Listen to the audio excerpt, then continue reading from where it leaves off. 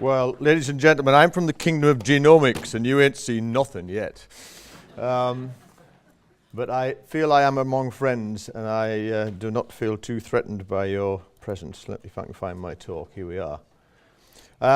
It's actually 42 years since I stepped out of my medical course to do genetics, and I have never looked back and never regretted it, but it's been an interesting journey, and I hope to take you along for the ride for the next half hour and hopefully illustrate that there are great gains to be had, but I share your deep anxieties about the threats as well.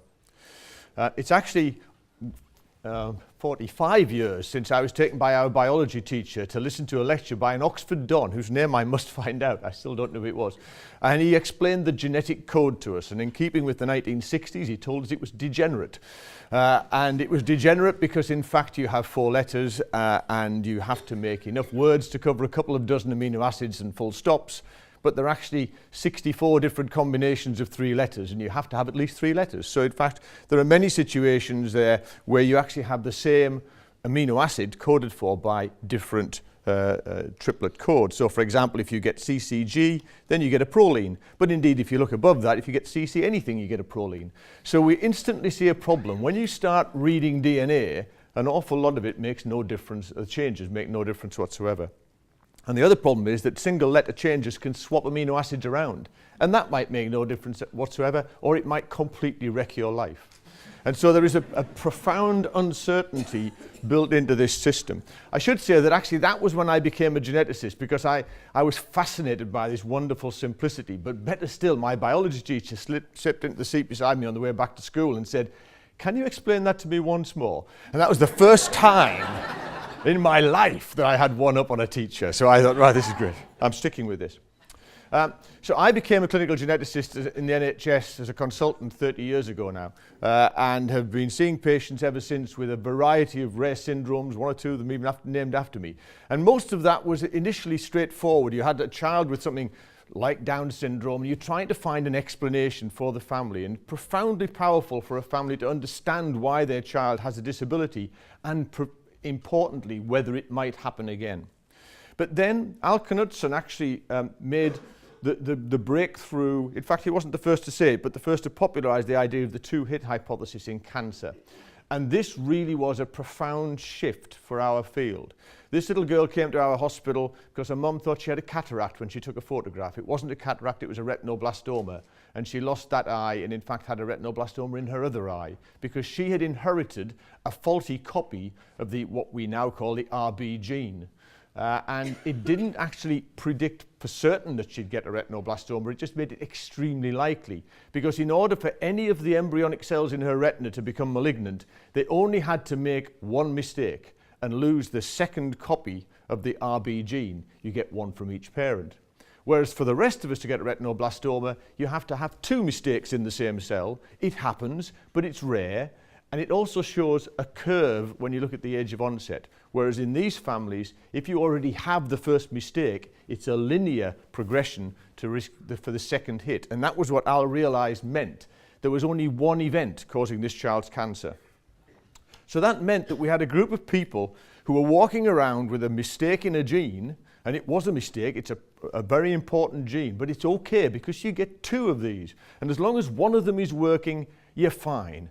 But it's a bit, I come from Newcastle, they have a lot of nightclubs, they always have 2 bouncers on the door. One of them goes for a cigarette, there's now only 1 bouncer on the door. You're now fundamentally in a more dangerous position because he looks away and they're in. So the problem for families like this is a family who came to see me. Diane came to see me because she had just lost her mother to breast cancer, and they came from a big Irish Catholic family. There were literally dozens of people in their extended family tree who'd had breast cancer, and indeed one of their cousins had developed a spinal tumor. And now that spinal tumor made us think that maybe this family had a condition called Li-Fraumeni, which is a very highly penetrant breast cancer syndrome, which also causes sarcomas and other tumors. And so we worked with Jenny Varley in Manchester, who just worked on the gene back in the 1990s, and she indeed found a mutation in the P53 gene. But not before we'd sent these 3 sisters, along with Diane, to have a mammography. And Carol was found to have breast cancer. Now, because we were suspicious of P53, which makes you radiosensitive, we said don't use radiation, but you might seriously like to consider in this family tree doing a bilateral mastectomy with reconstruction. And so that's what Carol did, and when they looked in her other breast, they found that had cancer too, because mammography doesn't work in under 35-year-olds. So all the girls said, we all want our breasts off. That's it, we're out of here. Please, can we all have mastectomy? I said, whoa, hold on, let's just wait to see for the genetic test. And sure enough, the genetic test came in, and it turned out that Diane carried the gene, but the other two sisters didn't, and therefore 4 breasts were saved. Now, Diane, in fact, was a reporter on our local newspaper and wrote a lovely article, which I was a little embarrassed by. First of all, because I got all the credit. Sorry, I suppose the lights. And the second thing was that my mother, that's me there with dark hair. My mother used to read the newspaper, but her eyes were going because she was getting old. So she tended to just look at the pictures and read the headlines.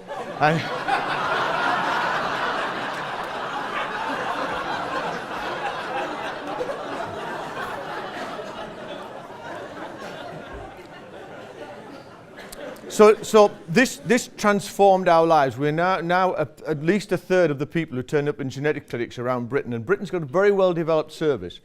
We've got 23 regional genetic centres, and they are all well organised to deal with people turning up with a fear of genetic disease in their family and high penetrant recessive and dominant diseases and X-linked diseases. But this deluge of breast cancer in particular is really challenging us now, because so many people are turning up saying, I've got a history. Now, this lady here, Alison, was a science teacher, and she came to see us, and she'd been battling ever since she was 16 to talk to someone about her family history of breast and womb cancer, as she called it. And she turned up in my clinic in Cumbria at the age of 50, having had breast cancer at the age of 34. And all of her relatives were dead, and I was supposed to not do an NHS test unless I could validate her history, but she was such a good historian that I did the test. But while I was waiting at that time 9 months for the result, she presented to Cumbria Hospital with a stroke.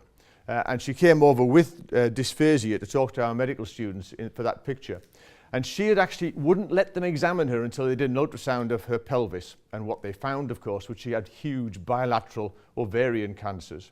Because people who carry a BRCA1 mutation have about a 1 in 4 chance of getting ovarian cancer, and her periods had started again. And although she couldn't speak, she knew what had happened. And so she came to have that picture taken, and 3 months later she died. She was only 51. I mean, she was a terrible waste. In fact, I felt really bad because I should have sent her in for an ovarian examination before I got the BRCA test. But I was already going over the line in terms of invasive testing. And so this is the challenge that we now face, and we totally understand this anxiety about making people worried. But the fact is that if your mother and your grandmother died at relatively young ages of breast cancer, in this case 49 and 55, you can sit and do the probabilities that basically that 20-year-old girl at the bottom there has about a 1 in 5 chance of being a carrier of one of these genes, and her lifetime risk of breast cancer is 24%. That's actually quite high if you've seen your mother and your grandmother die of breast cancer, and it's not surprising that she wants something done about it. And the problem is that the investigations we have don't work at her age, or we use MRI of the breast, which we've shown probably works, but it's £500 a pop to actually do an MRI examination of your breast for cancer. So how do we handle that? It then got even harder. On the 14th of June last year, I was in South Africa when Angelina Jolie said that she had had bilateral mastectomies in order to avoid getting breast cancer because her mother had died of ovarian cancer due to BRCA1. And she instantly doubled our referral rates. So in fact, in the last year, we've had twice as many people turn up in the clinics across Britain and across the world. She in fact did more to communicate genetics than I and all my colleagues have done. In 3 minutes, she got to more people than we've done in our lifetimes. In fact, she became one of the top 3 people for communicating about DNA. The other 2, of course, being Monica Lewinsky and O.J. Simpson.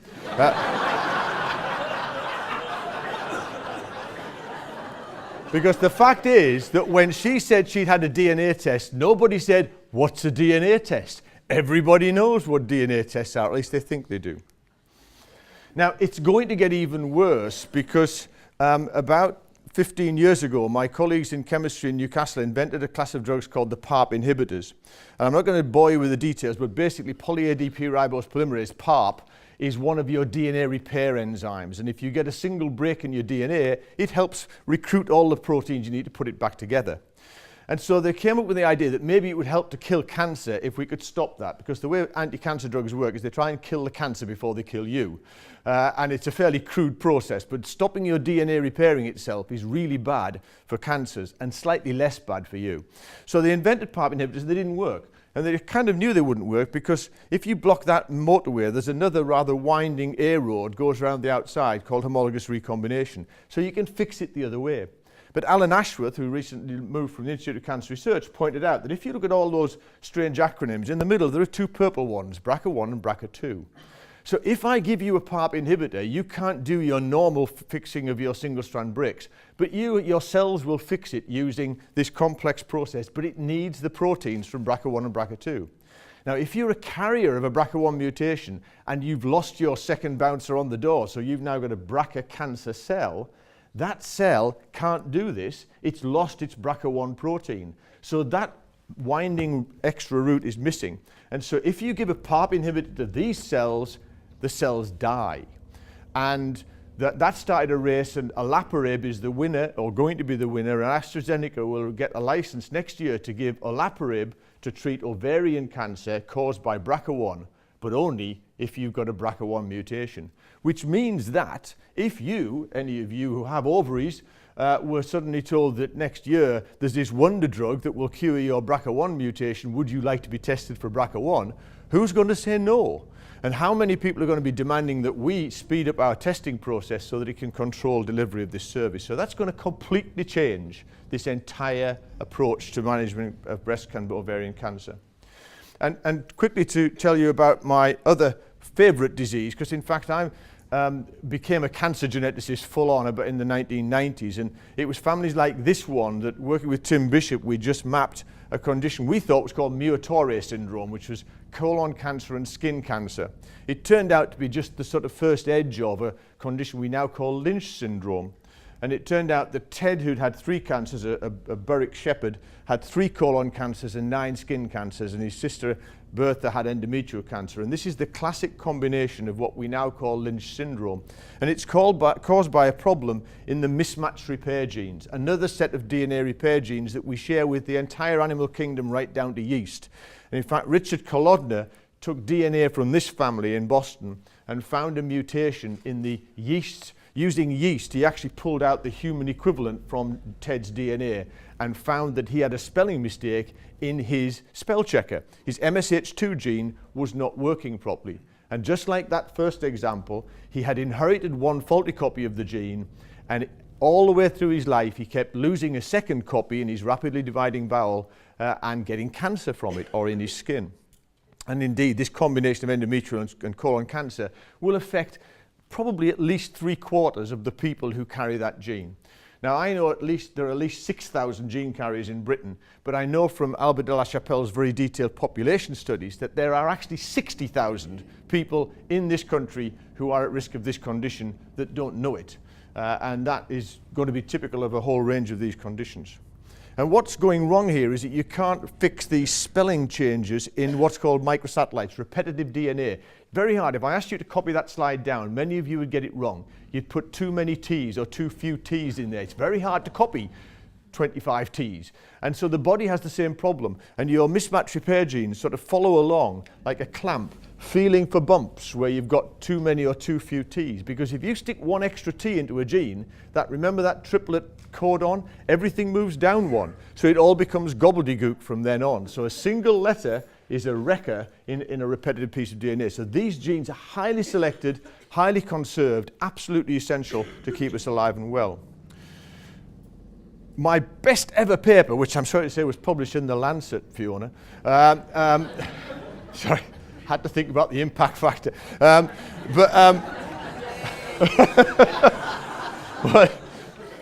Was that we actually found 1,000 people with Lynch syndrome worldwide in 16 countries, 43 centres, over a 20-year period. We gave them 2 aspirins a day, and we halved their cancer rates. but it took 5 years to kick in. And in fact, many of you will have seen the series of papers that have been coming out recently that basically aspirin halves cancer risks.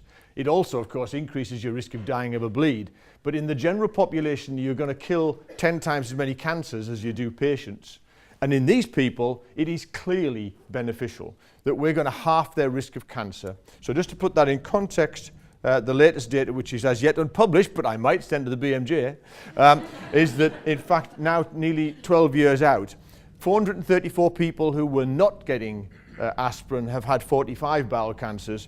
427 people who were given aspirin for 2 years have had 25 bowel cancers. So we've prevented 20 bowel cancers with a few aspirin.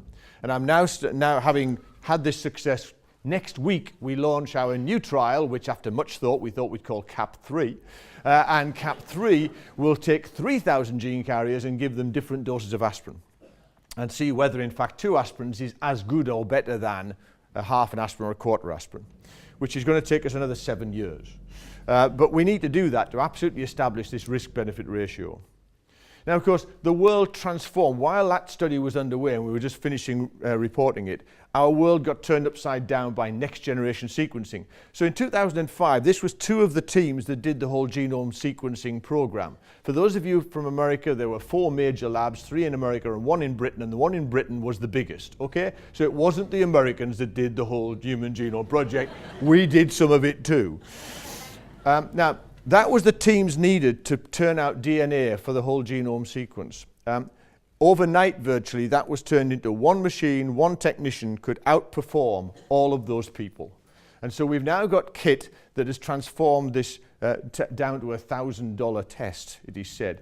Now, back in 2008, Johan den Dunnen persuaded Miley and one of my equivalent colleagues, clinical genetics in Leiden, to have her whole genome sequenced. It cost them 45,000 euros, and we were all very excited. The Americans said, well, we've done it twice already. We did Craig Venter and Jim Watson.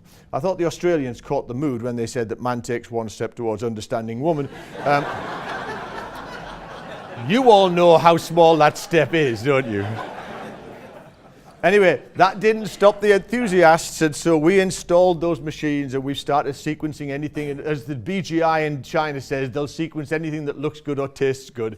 And whole genome sequencing has become the theme of the day. And we've been swept along by this. I chaired the innovation panel for this report from the Human Genome Strategy Group, chaired by John Bell, and it came out with his report, and off the back of that, our Prime Minister was so enthused that he said we were going to do 100,000 whole genomes, and we're going to invest £100 million to do it.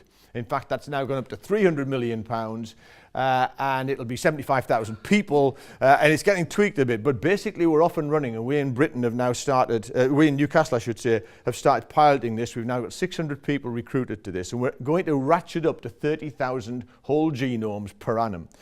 I have to say, as Fiona said, it's going to be called my fault. It wasn't my idea. I didn't want to do this. I could see that we were actually running too soon. But there was such huge enthusiasm. It's very difficult when the Prime Minister offers you 300 million quid. You can't say, oh, all right, can I keep my earrings on? We'll just sort of, you know, we just kind of go for the flow and see if we can make it work. But the problem is, of course, that in 10 Downing Street. This is being recorded, I should be careful. But there is this was the wonderful Dilbert cartoon, which I think summarized the political view of whole genome sequencing. It said that we've run a computer model against your education DNA, we predict that you will die in a stapler mishap next week. Now, that is what people think. And the problem, there are lots of problems with that. And I feel a little bit like Mr. Darling in Scotland, since it's topical. You know, I mean, it sounds wonderful to get independence, but you feel like saying, yeah, but, you know, what about your mortgage? And so we've got all sorts of problems making this fly. First of all, there are 5 technologies out there, and if you tick any one of you, they would tell you you've got 3 million variants, but they wouldn't all tell you the same 3 million variants. This is a probabilistic statement. They assemble your DNA from fragments, so each one of them will give a slightly different answer. So immediately we have a problem with error rates. The second thing is that you actually read the fragments and assemble a big jigsaw puzzle, but you get bits missing, like those repetitive bits. So you need a high depth of coverage in order to be sure you've covered all the bases, so you miss some.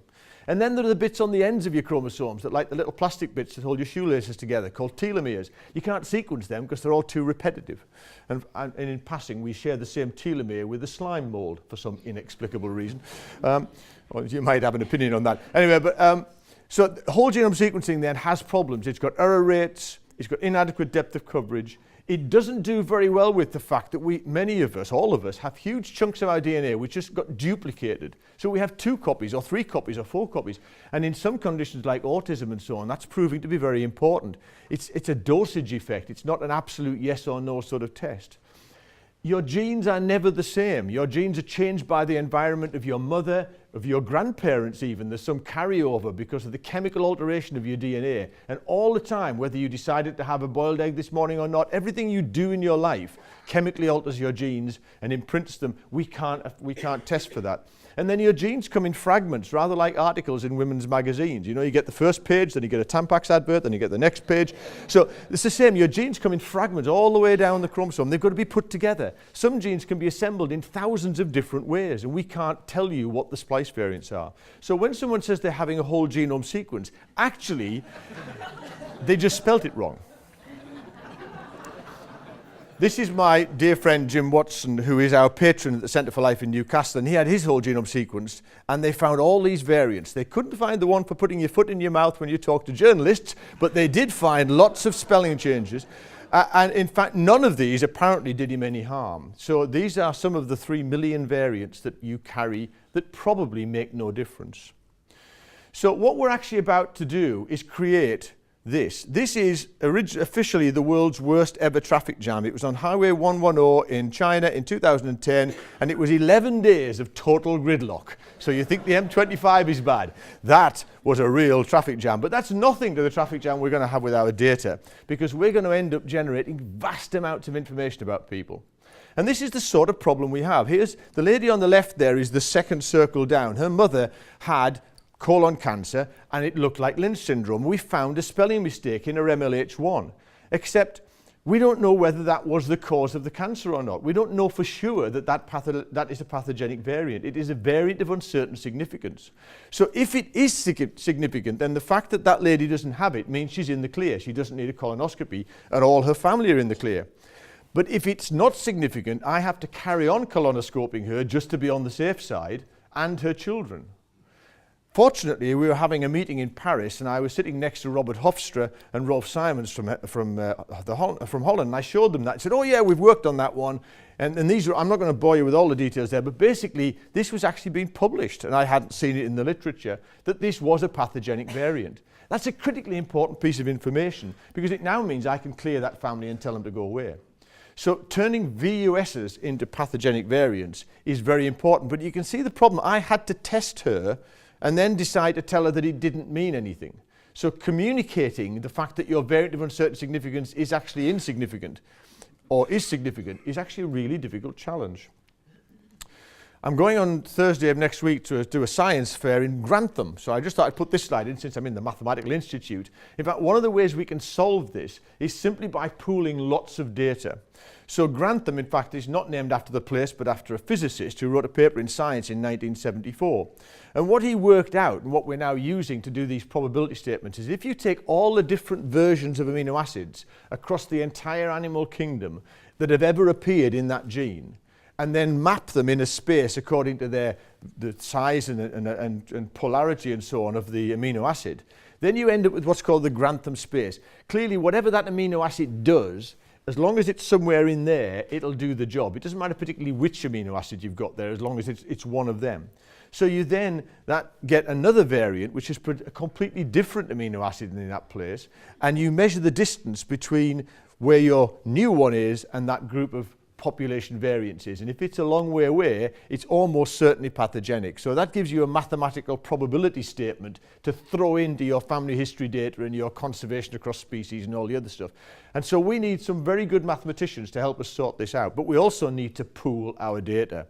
And so I've been involved, and this is at UNESCO a couple of years ago, that's me on the front row, and we actually had all these people from around the world, supported by UNESCO, to say we've got to create a single shared database. The problem is we spend our lives saying how dangerous it is to share our information, especially our DNA information. So we've got a major mismatch between what we feel in terms of confidentiality and what we desperately need in terms of having a pooled access to knowledge. And that becomes even more important when we get into this. And I'm going to end very quickly because I'm going over my time. Because when you start looking at complex traits, it gets even harder. So this is Galton, who gave us the polygenic trait and said that our children would regress to mediocrity in terms of their height, because he showed that our height was genetically determined. So, and then my old boss Cedric Carter used to bore us to death with that blue slide, which he would talk to for about 15 minutes until everyone was asleep. And so I thought, I'm going to try and turn that into something a bit more interesting. What's this concept of the polygenic threshold model? So I'm going to talk about something that actually you all understand about your biological variation, your height. For those of you who are watching this in black and white, this is an old slide in inches, but it's the same curve if you measure it in centimeters. We are a perfect Gaussian distribution of height. So I thought, well, let's think of a disease threshold. And the idea here was that, in fact, instead of having hundreds of genes, because I'm not a mathematician, I imagined I was from a population where there were only 2 genes, and each of those 2 genes could only have heads or tails, so you can only have 2 versions of it. Automatically, you've now created a more complicated situation. If you sit in the bath with 2 coins, and don't use soap because you keep losing them, and toss them lots and lots of times, you'll work out that there are actually these 16 different ways of having 2 heads and 2 tails if you've got 2 coins, okay? So you've got gene on the left, gene on the right. It could have 2 heads and 2 heads, or you can have 2 tails and 2 tails. There's only one way out of 16. If you toss those coins, you can get 4 tails. But there are 6 ways out of 16 that you can get 2 heads and 2 tails. It's easier to be in the middle of the bed than it is to be at the edges, okay? So if you were given a coin to toss 4 times, our audience would scatter like this. That's a Gaussian distribution. Now, I can now tell you I'm going to divulge my genetic disease. I have, since the age of 16, when I went to that lecture, suffered from a disease. I walk into doors, okay? When I go through doorways, I bang my head. This is a genetic disease. I'm the only member of my family that suffers from it, and it is directly related to a biological variable, which is polygenic. Now imagine that I didn't understand the height thing. I just knew that I kept getting these really bad bumps on my head, right? So I do a family study, and I find out it runs in families, and we do a whole genome study, and we find a gene that causes people to bump their head. And we call it BYH1, bump your head 1. And it goes to 23andMe, and 23andMe starts selling you a test because it works. Because if you are homozygous TT for the gene on the right here, then you are very, very likely to bump your head. Okay? Because in fact, it picks out all of the very tall people and 2 out of 4 of the fairly tall people who bump their head when they pass their exams. But it also misses 2 of the people who bump their heads when they pass their exams. And there's one poor sod in the middle there who's going to go through their entire life waiting to bump their head, who never will. So in fact, this is as good as it gets, okay? Only 2 genes, we've got 1 of them, there's only 2 alleles, and 1 out of 4 of the people you tell are a danger aren't a danger at all, and 2 out of 5 of the people who are in real danger think they're fine, and go, oh shit, that wasn't supposed to happen. I have bad news. The Broad recently, I tried to make this slide last night off PubMed, and you've got to download all the authors. There are so many authors, it crashes PowerPoint, right? There are 100 and more authors on this paper, and they pooled 183,000 people's height and their genomes, and they found 180 genes, each with hundreds of variants that affected your height, and they figured that accounts for about 10% of the variance. Okay, so 23andMe have got some work to do to catch up.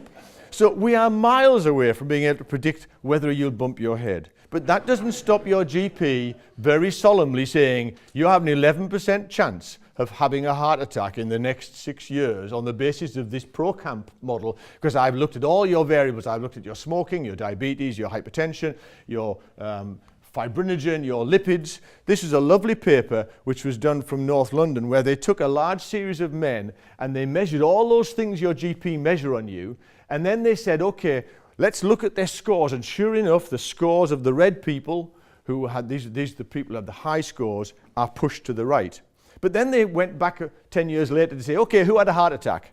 So they took the threshold in. What they found was, of course, that actually with a false positive 5%, they found that 11% of the men who actually had coronary artery disease were above the line. So in other words, of the people who actually had a heart attack, 89% of them were missed by this test, all right? Which is not a wonderful test, but we still use it for our statins. Now, what my colleagues did was they said, okay, can we improve on that? They threw a few genotypes in, and in fact, they got that up to 24%. So I think we can make progress, but it's going to be incremental, slow, bringing that genetic information in.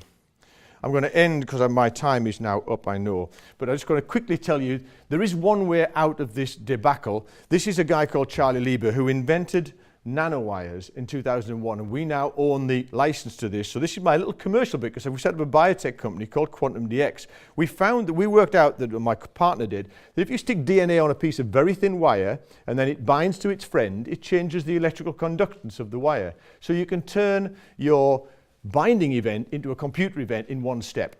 And we've taken that forward, and we've now invented a machine with our 40-strong staff called Quantum DX. And there it is, meeting your new Minister for the Life Sciences, who I bet you can't remember the name of. He's called George.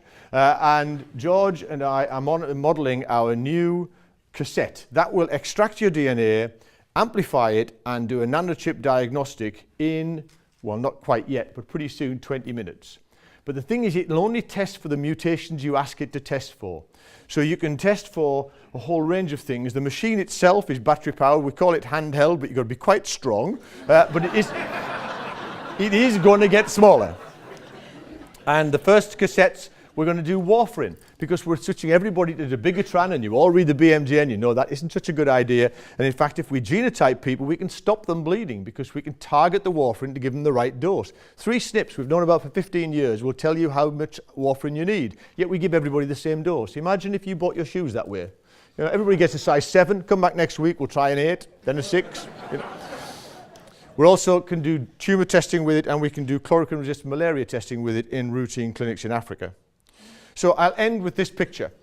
This is our son Jamie, taken at the time of the announcement of the Whole Genome Project in 2000.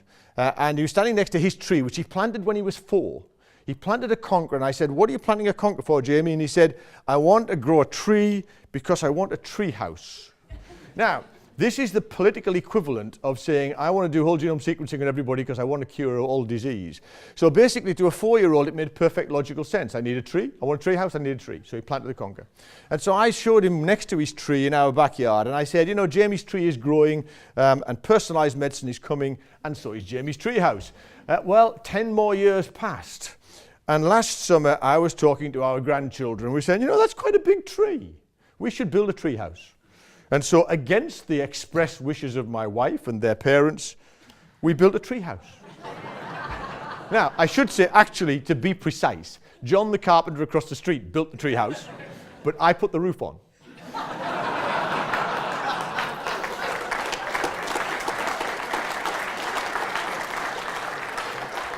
In summary, ladies and gentlemen, identification of monogenic causes of cancer increases service pressure, but they're economical when you can actually treat and prevent cancer. It is worth doing for things like Lynch syndrome, and when you have PARP inhibitors, we have to do it for BRCA1. DNA sequencing is now getting to the point where it's no longer the rate-limiting step, but we're going to be inundated with the millions of variants we have to make sense out of. The power to predict common disease is grossly overestimated. It is not a simple stride from those rare diseases I was showing you to the common diseases of dementia and diabetes and all the sentences that you hear about, as I hope I illustrated too. Point of care testing has a place in things like drug sensitivity, tumor testing, infectious disease, where you can actually just ask very specific questions, and that might be one of the ways of avoiding this inundation of information. The predictive powers of gene testing and polygenic traits are clearly over top. Thank you for your attention.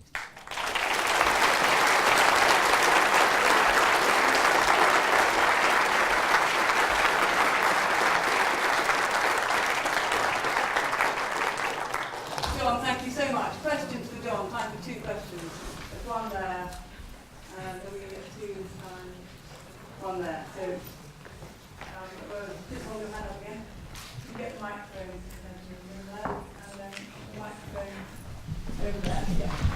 We'll have both questions first and then... John Broderson, thank you for your presentation, John. I have a question for you about the 5 different techniques you had to examine genomes. You said there are 5 different techniques and they're not equally accurate. I know the same with HPH testing. Have you seen how many they are agreeing on? Because you don't have any gold standard, so you're actually testing them in relation to each other. But do they agree at all, these 5 techniques, and how many percentage? Agree on how many? Abnormalities you find. Yes, well, Hang on a sec, sorry, John, just hold I'll that come one back to that. It's okay, thank you, good point. Back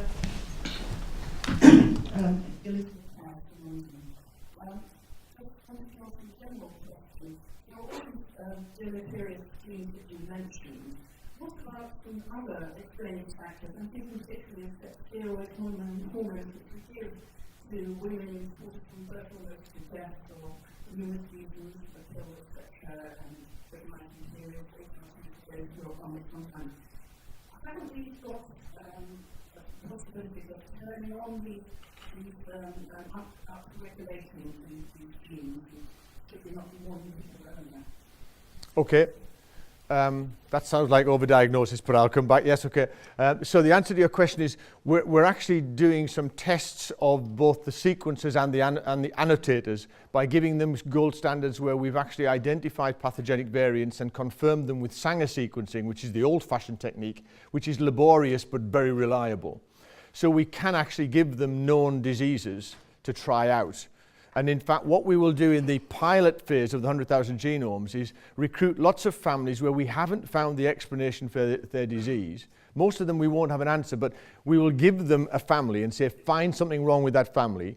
And when they find something wrong with the family, we will then validate that in the family using Sanger sequencing. So we can go back. But the answer is, we don't know, is the short answer. We can't say for certain. We do know that, I mean, the front runner in all of this is the Illumina kit. And so Illumina have actually, that picture at number 10 was when the chief executive of Illumina was signing up to build a factory here in Britain to do 100,000 genomes as indicated by our government.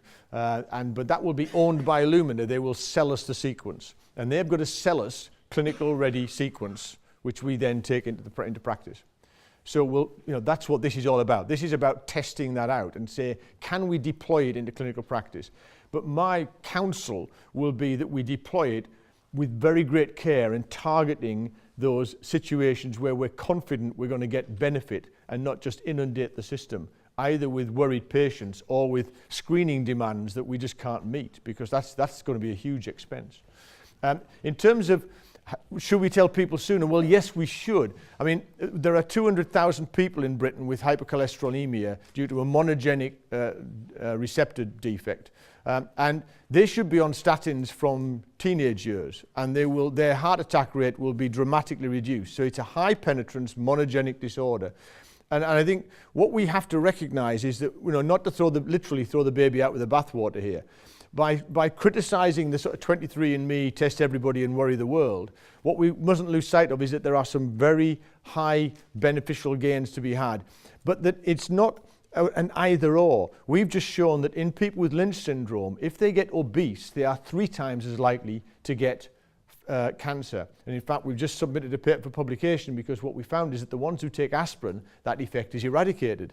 So in fact, it's probably telling us something about the mechanism of cancer and obesity, which is very interesting. So these things are all intertwined.